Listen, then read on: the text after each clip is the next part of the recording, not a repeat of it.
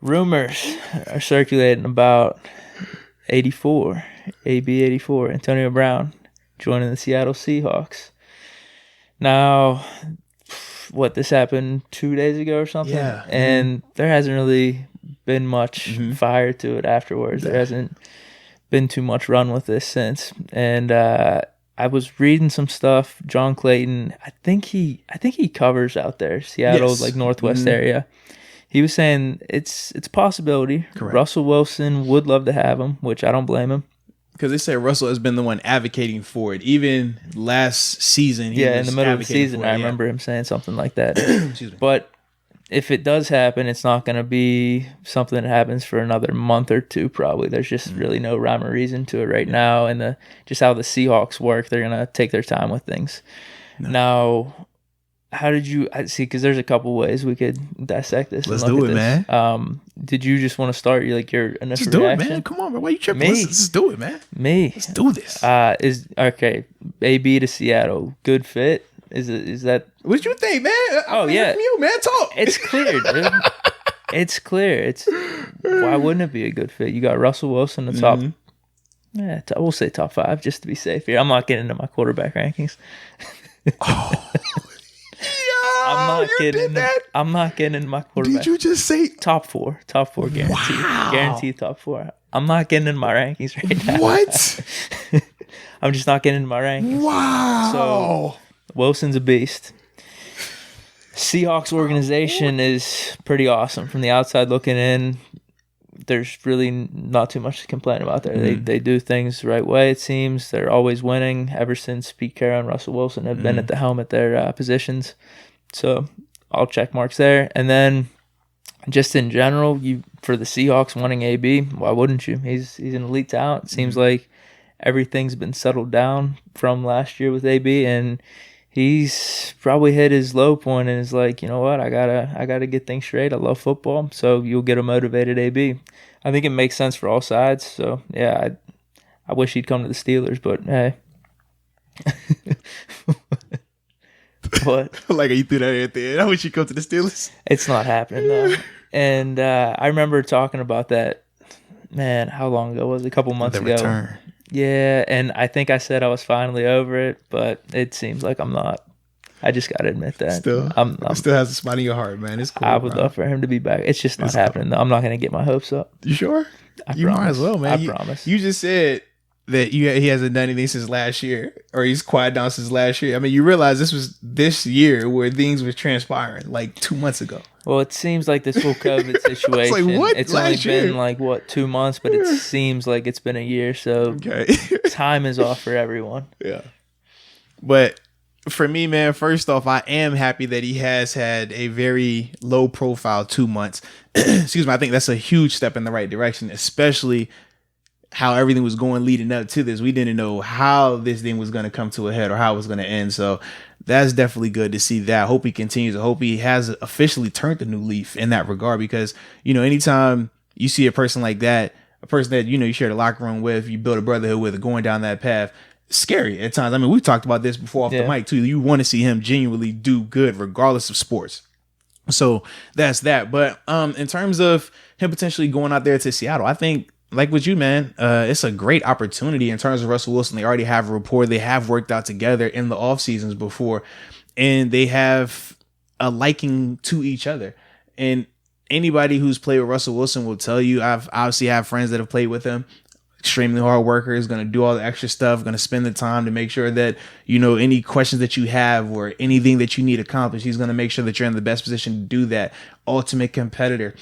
And he just checks all the boxes. And for AB, it's another high profile quarterback. You know what I mean? You're going from Ben, obviously Derek Carr. I don't think he ever viewed him in that vein. It's just because he's just not that good. Well, no, I'm not about to disagree with that. But remember how AB was trying to sell us on this? You know what I mean? Like, oh, him and Derek Carr, AD, or whatever, ACAD, whatever it was. I'm like, or DCAB. I can't even remember what it was. I was like, this is I'm not buying it. Was it ABDC? I think that might have been it. Yeah, I've never heard it, but that would make sense. It was something he was trying to sell us. So I'm like, I'm not buying it, man. I know Carr. Stop it. But obviously, he was very happy about linking up with Tom Brady, another hard worker, another guy who, first in, last out type of guy, checks all those boxes. So you can see why he would be drawn to Russell Wilson, and obviously why Russell would be drawn to AB. Russell hasn't played with the receiver of AB's caliber. I mean, I think Russell's best receiver is probably Doug Baldwin, maybe.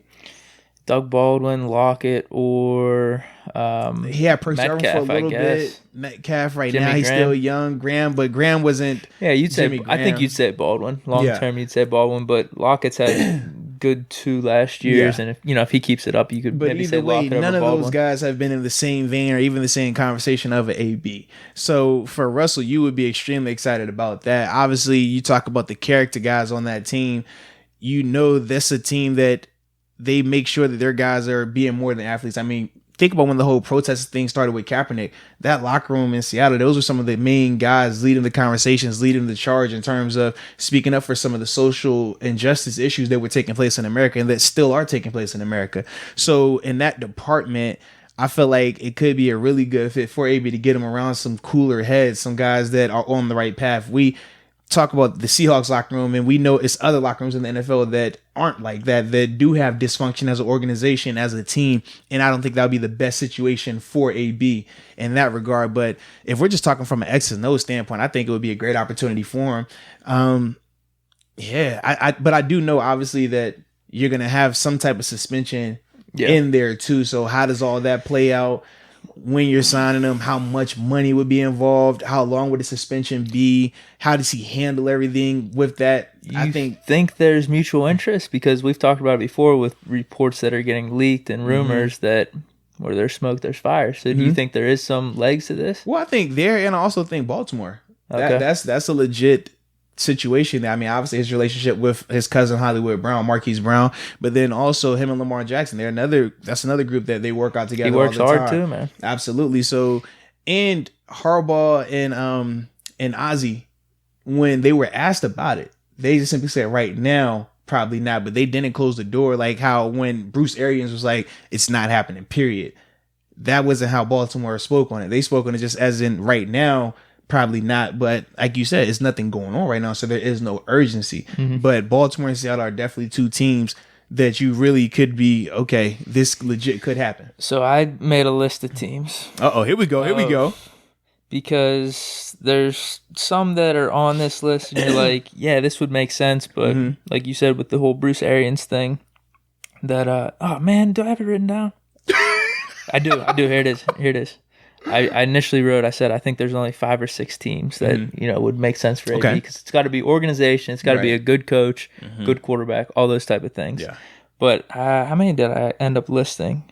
I ended up listing 7. And then I wrote no's and yeses. So Bucks are obviously a team, but no. Already shut down. Bruce Arians said no. Brady really wants him. And I'm sure that whole connection would be magical, but it's just not happening. Right. Saints, no, just because of what happened at the end of last season. But that would make sense. Sean Payton, Drew Brees, right. Good organization, good team. So that's a no. Seahawks, yes. Don't bring your crew to the workout. Okay. Seahawks, yes. Ravens, yes. I said the same thing with them. And then I have 2 iffies. Steelers? I would have them on the list, but it would just say no, though. So I didn't even want to put them on. Because it would make sense, but we know what's happening. The return. I wish. So I have 2 teams. I have iffy, probably leaning no, though. Packers and Eagles. I don't think LaFleur is the coach for the Packers.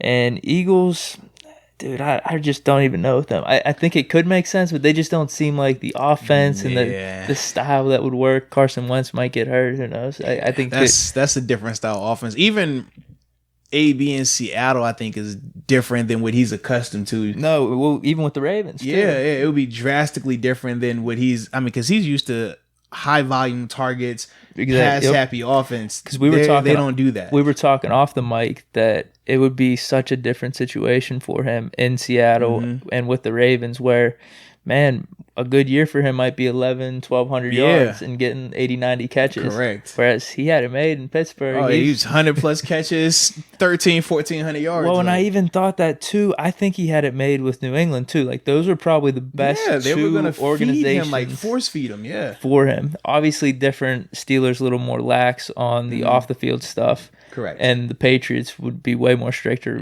being on time and practice and that type of regimen. Yeah. But I think AB was a little bit more connected to Brady with his work ethic, all that type of stuff. But then on the field, Big Ben and AB, you can't even touch that. So the Wi-Fi was perfect. That's the sad part. Looking back, he had two of the best opportunities he could ask for, and blew them both. Yeah.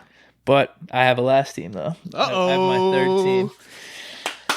And it's the Chiefs, man. Chiefs. Andy Reid, good organization. Patrick Mahomes. Okay.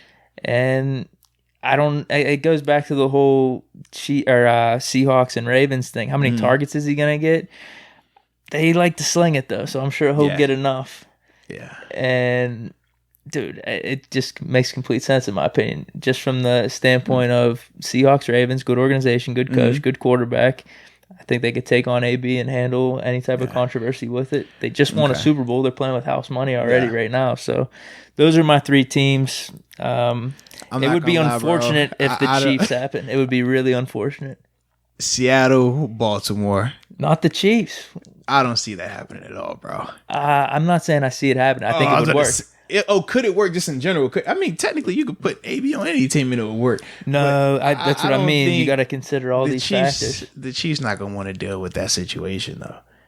Like, regardless of... They already got a good thing going. Yeah, you don't want to mess like that. Like, you're in the middle of it. Because it's too much of a chance. You're in the groove. Like, because even right now, right, we're hoping that this is a new leaf for AB, but we really don't know what he's going to be like in the locker room again. What is he going to be like when he starts getting money again? What is he going to be like when adversity hits? What is he going to be like if the quarterback isn't playing up to his standard? Mahomes? I'm just saying to his standard. To his standard. Like, we don't know getting that. The touches.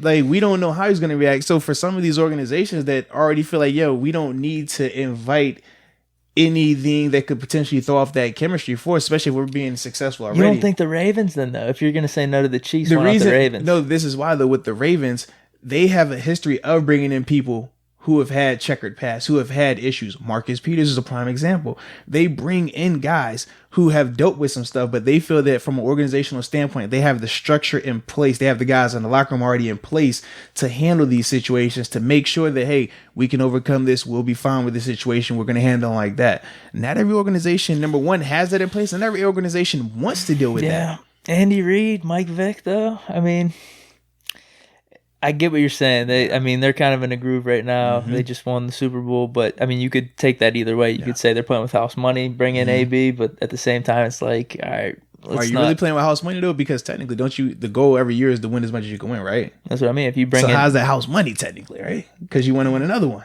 And then but once you win one, you got some leeway with fans. You got about a 4 or 5 year leeway. All right, dude. I'm just telling you, with Steeler fans, we probably ever since that second Super Bowl, there was a 4 or 5 year thing. We're good. Okay. And then there was maybe 2013, 14. It's like, all right, we got to get back. Okay, we got to get back. Okay, I'm learning. I'm new to this. You get some leeway. The Eagles, man. They're still high off that Super Bowl. Serious? Because I hear Eagles fans trashing these guys all the time.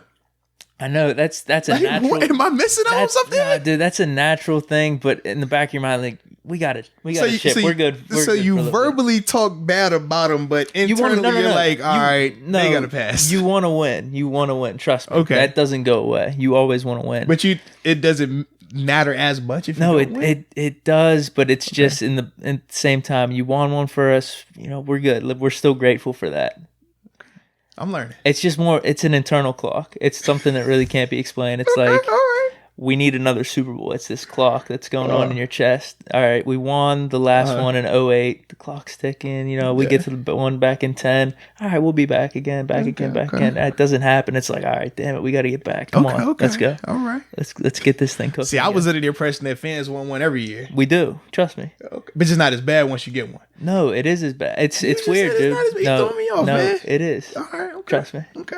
It is. But there's also, I think this clock thing, it's more of how do I explain it? It's the heart. It's the gratitude aspect of it. It's not always shown. I'm just obviously we were just talking about Eagles fans getting on Philly, and Steeler fans were always going to get on our team and players and stuff like that. That's tough love, but deep down, it's like it. Man, there's still gratitude there, but we're at the point we got to get back. Like we really got to get back. The clock is like over the limit right now. I could dig it, man. I could dig it. But yeah, man, that was fun, man. I'm with it. I appreciate the education right there. I learned a lot from you, man. You're teaching me. I'm gonna learn this fandom. I promise. All right.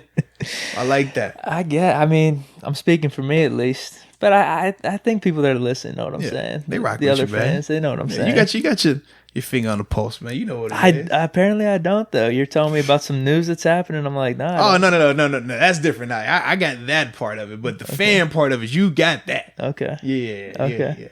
Yeah. You authentic. You real. Anything else on AB? Nah, man. I just hope he stays on this good path, man. Just keep going the right way, and we good, baby. No Chiefs though. That's interesting. Yeah, I don't really see that one, man. I don't want to see it. That would be lethal. Yeah. But I could see it working out, definitely. Yeah. Either way, man, if he's back and he's good, I'm happy for him. That's I want to see him play again. Be good, man. I just want to see him be good. I want to see him play.